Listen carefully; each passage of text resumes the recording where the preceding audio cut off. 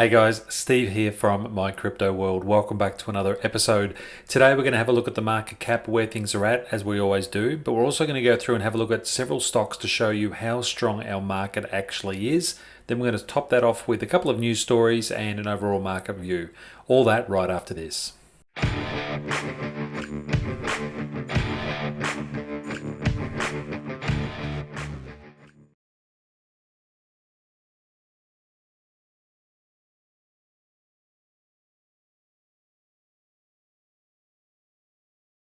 Okay, so before we look at the total market cap, I just want to bring up a chart that's been floating around Twitter and being passed around from one person to the next. I don't know who actually created this chart, but I think it's worth having a look at. Now, I want to preface this by saying that I don't know anyone on the planet who would prefer a war in between Russia and Ukraine. So I'm not saying that this is a great thing for the planet. It certainly isn't. But it is very interesting to see what happens in markets in times of war. So we've gone from the Vietnam War. You can see there that at the point of invasion, the market dipped and then it shot off and continued to go up. The same with the Gulf War. It shot straight off right on the invasion that happened. The Afghan War, although that one didn't last as long, but that was back in '02, so there were other things that were causing issues with the market back then, if you remember the dot-com boom and or bust that happened as well. The Iraq War, and then obviously the Crimean War, Crimean crisis that happened as well. When the invasion happened, the market dipped, and then it shot off dramatically. Now, again, I want to preface by saying you can only control what you can control.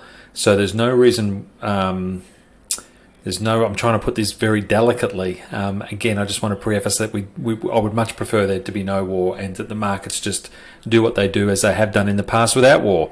But it's interesting to see that our market reacted very, very similarly to the other five charts that are on screen here. So we'll jump over to the TradingView website, and we can see here that the market took a dip. The invasion happened. We were going actually up really strongly. We bypassed went straight through the $1.866 trillion mark, and then the invasion happened, and that really tanked the market quite poorly, which you would expect. But we've already, in a sense, recovered from that. So it's what in the intro I spoke about. Why is our market so strong? And this really highlights why. So again, if you've been following my channel, you know that I have a lot of support and resistance lines all throughout this is the total market cap we're looking at. And you can see that way back here in the 24th of January this year, the market came down and hit a very strong support line at $1.484 trillion. The market moved up nicely, and then again, as we said, the market then collapsed through that as the invasion happened, but it came back down pretty much almost to the point of the $1.484 trillion mark, didn't break through it, didn't close below it, and has shot straight back up again. And now we're sitting above the next resistance line of $1.75 trillion. So wars unfortunately do happen. They do affect the market. There's no doubt about that. But I just want to say, in this particular case, our market has shown great strength. That it has a knee-jerk reaction to the response of the news, but has continued to rally up from that. Now, at the moment, as you know, we have a fairly strong portfolio that I talk about regularly on this channel. And I thought what I'd do is I'd take the time, before we go to news articles and everything else, I'd take the time to go through some of the coins that we hold in the portfolio. Now remember, this is not investment advice, it's just investment opinion. It's just the way I view the market and read things as they unfold in front of me. So I thought we'd have a quick look, and I'm just going to go through this really quickly. I don't want to spend too much time on any one particular coin. If you have questions, you can always leave them in the comments below, and I'll try and respond to them. So obviously the first one is Bitcoin Cash. Now again, the market has dipped, but Bitcoin Cash is sitting really nicely, beautifully even, across this resistance line at the moment.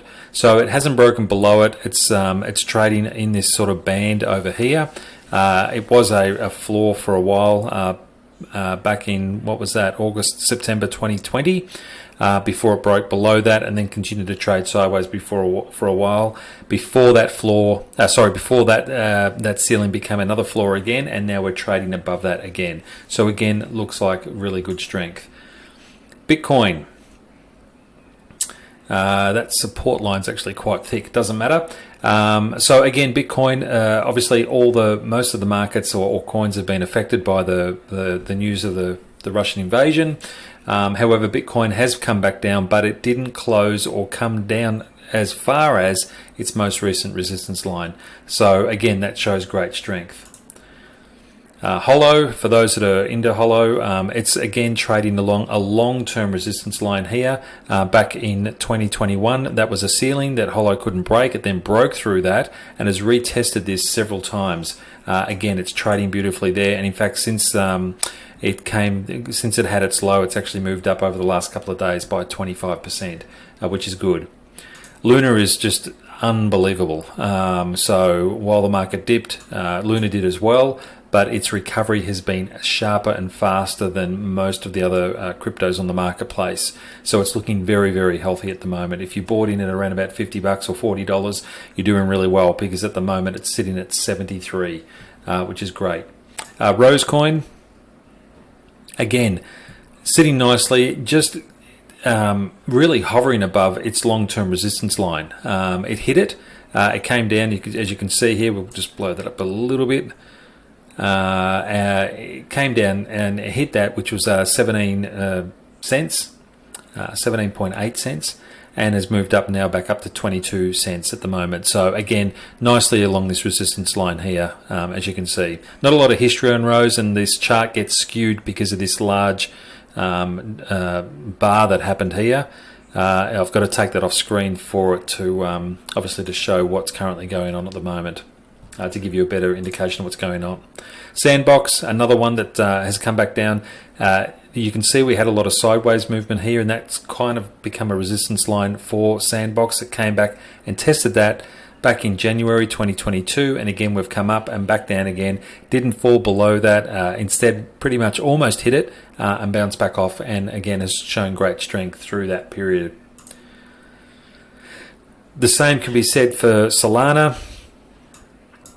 Again, we had a sideways movement over here. That shows you an accumulation pattern that can sometimes become a floor or a ceiling or a resistance line for future prices. We've come back down, we've tested that almost to the dollar, and again we've bounced back up. Tfuel is in exactly the same position. We had a strong resistance line here that took us a little while to break through. We broke through that, and Tfuel has come back down once and hit that. It bounced back up, and again has shown strength through this crisis by not falling all the way back down to the 11 cent mark, instead hovering above it and now starting to trade up. The same with Theta. Now Theta came back down a little bit harder. You can see here we had a very strong resistance line or pattern over here of a sideways movement, and now that has been tested twice, way back in January, and now again almost to the cent. That traded down, and that has now bounced off of that. It didn't fall below it, it didn't trade below it or close below it, and now it's moving up nicely. So again, a lot of strength in a lot of these coins that we're looking at the moment. XRP. Now, while we don't have a resistance line that we're running across on XRP, we do have a very large pennant pattern that is forming or is or unfolding, I should say. And according to the way I've got the graph at the moment, that pennant pattern should get to its pointy end at around about April. Just depends what happens, maybe mid-April to early May. So it'll be interesting to see which side of the market the XRP coin goes to, whether it breaks below it, which we don't want, or if it sort of breaks above this pennant pattern and then starts to continue to rise from there. Zilliqa is the last one we'll look at. Again, you can see here the resistance line that was created way back here, back in December 2020. Of course, back then we didn't know that was going to become a resistance point. You never do. It's always in hindsight when you look back and you can see those patterns that have happened. Again, from say December 2020 all the way through to now, while we've had ups and downs, we've pretty much gone sideways. Zilliqa, while it traded below that, it didn't close below it. In fact, I think if we just blow it up, there it is there. There's your close right there. So well and truly above your resistance line, and the market again has moved up nicely from that. So we go and have a, let's have a look here at the price. Get me out the way for a minute, and we'll have a look at, what am I doing here? Wrong one. We'll go to price range. Yep, moved up nicely, 25%. Since it's hit its low, its recent low. So I just wanted to give you a narrative that while everyone may have had a knee-jerk reaction and panicked throughout the crisis that's happening in the Ukraine, ultimately though, a lot of news articles and a lot of news that happens in the media out there is just that. It gives you a knee-jerk reaction. It's almost like a shock. But then it surprises me how quickly things return to normal. It will happen, it'll unfold as it does, but at the moment it looks like we've got quite a strong market in place. So that's it for now. And if we go back to our standard market, whoops, I've just moved that. If we go back to our overall market cap, it's looking quite bullish at the moment. Now, we're right at the end of a 31-day cycle. It just happened yesterday or the day before. So we're starting a new cycle at the moment. So we'll monitor that on this channel. And again, as I give you updates every week, you'll be able to see how that cycle unfolds. Now, interesting to see that this last cycle was almost even. So that is, it went up for 15 days and went down for 15 days. Let me turn my phone off. So what we want to see in this next cycle is really a good 20-day bullish run in the cycle before it comes back down for the last third of the cycle. But we'll see how that goes. Now, let's get into some news. This is going to be a pretty lengthy... we'll go to this one first. A lengthy one, though, as you probably know, I've been away, so I'm just doing a lot of catch-up news. So some of this news is old, so if you've seen it before on other channels or you've watched yourself in the media, I do apologise. I'm just trying to catch up from my recent holiday. So the first one I wanted to bring up was XRP. XRP mega whales scoop up over 700 million in the second biggest accumulation spree in history. The so-called mega whales have accumulated over $712 million worth of XRP tokens since December 2021. Ripple XRP, addresses that hold at least 10 million native units, have returned to accumulating more in the past 3 months, a similar scenario that preceded a big rally of the XRP USD and the US dollars and XRP Bitcoin pairs in late 2020. The return of the XRP mega whales, it goes on to say, a 76% spike in XRP mega whale addresses since December 2021 has been noted by analytics firm Sentiment, showing that they added a total of 897 million tokens worth over 712 million as of February 18 to their reserves. The platform further highlighted that the XRP accumulation witnessed in the last 3 months was the second largest in the coin's existence. The first massive accumulation took place in November and December of 2020 that saw whales depositing a total of 1.29 billion to XRP addresses.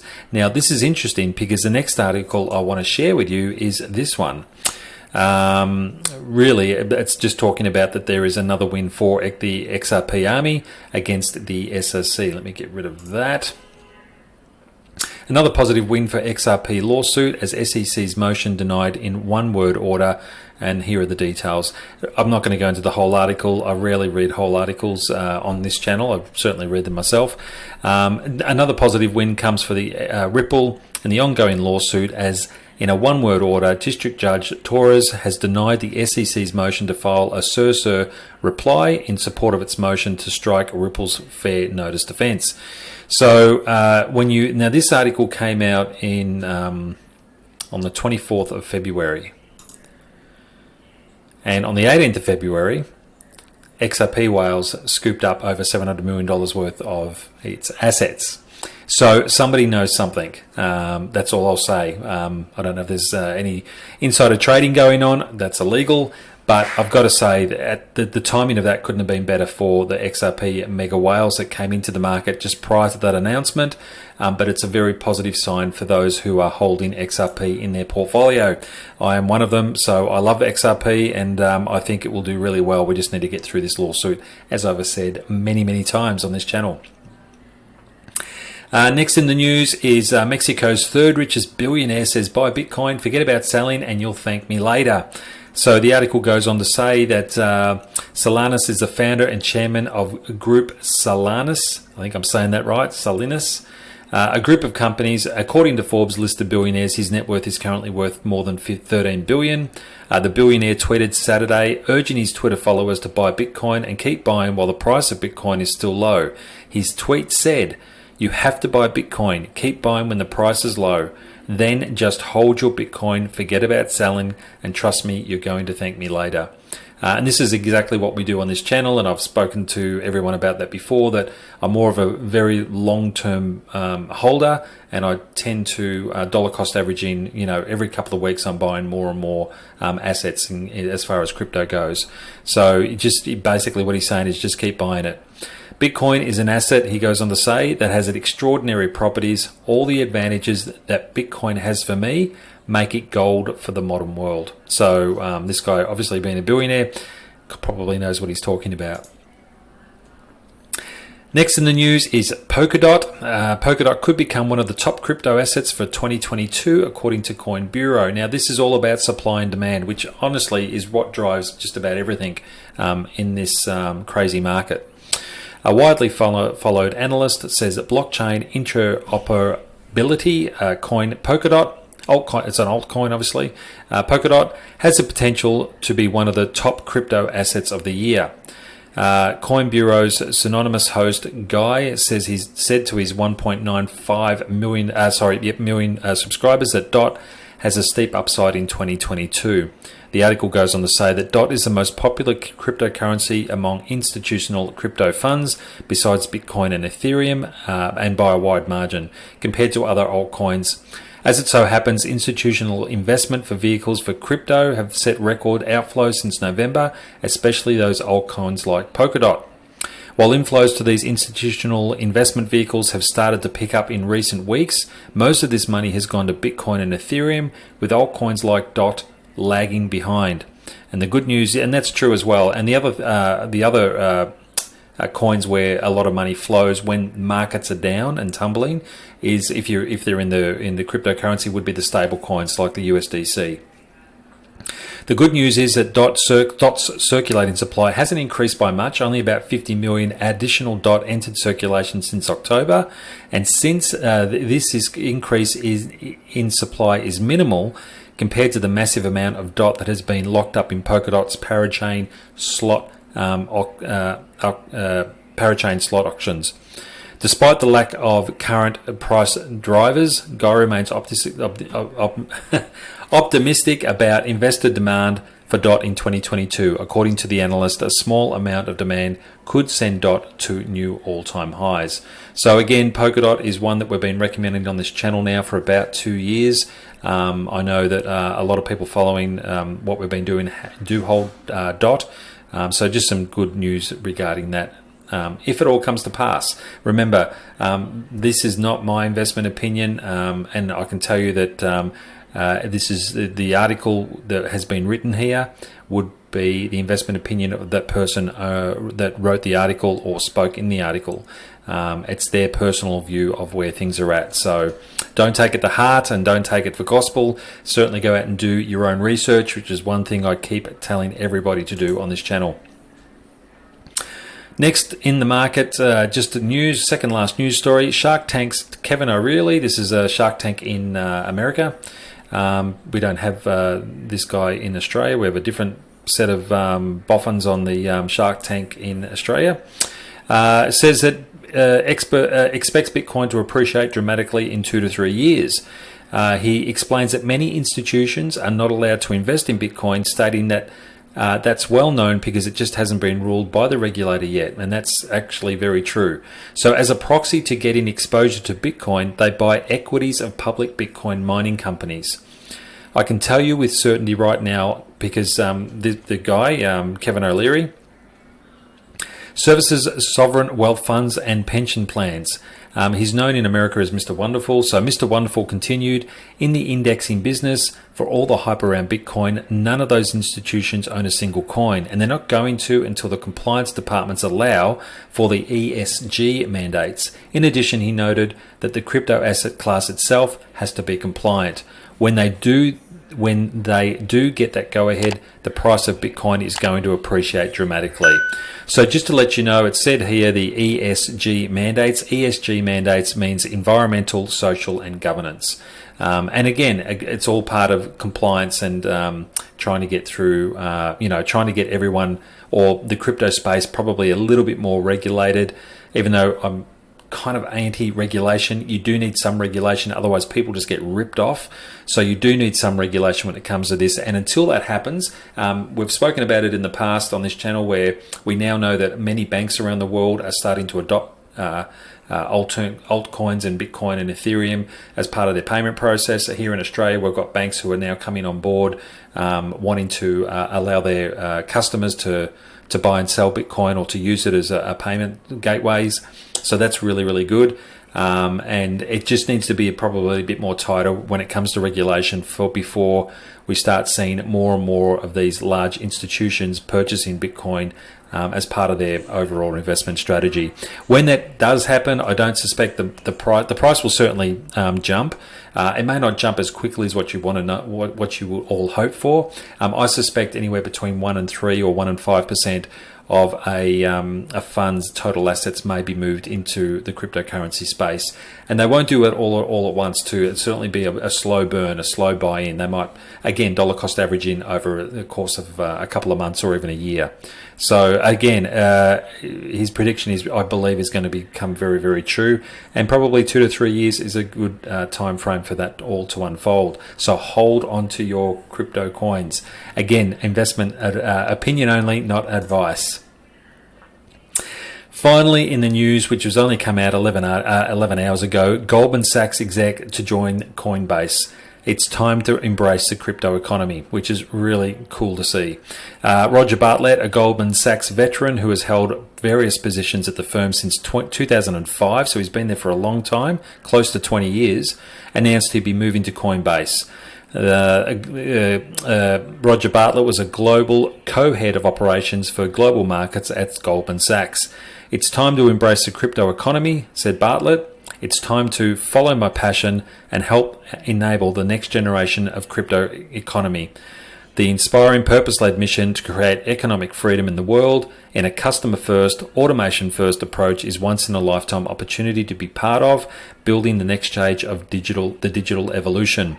Bartlett is the latest in a line of Wall Street executives who have moved into the crypto space.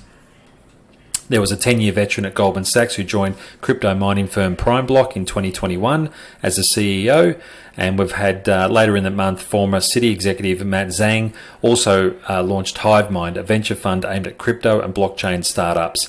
So again, really good news. What we want is we want people like this to come out of the traditional banking sector who understand it, understand the complexities, understand the compliance and regulation that go with it. And we want to see them becoming CEOs and managers and all sorts of things in the crypto space, because they're going to help drive and understand the regulation for this crypto space that we're all investing in and preying on. So it's really, really good news.